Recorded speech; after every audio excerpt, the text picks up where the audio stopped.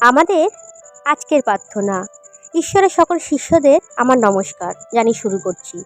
তোমরা যেন ভালো মন্দের মধ্যে পার্থক্য বুঝতে পারো, যা ভালো তা বেছে নাও। এইভাবে চলো যেন যীশু খ্রিস্টের আগমনের দিক পর্যন্ত তোমরা শুদ্ধ ও নির্দোষ থাকো।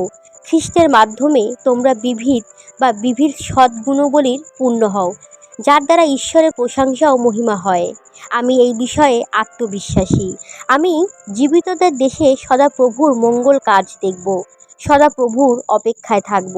শত্রু বা শক্ত হও ও সাহসী হও এবং সদাপ্রভুর অপেক্ষায় থাকো। সদাপ্রভু ও তার শক্তির খোঁজ করো, তার নিয়মিত উপস্থিতির খোঁজ করো।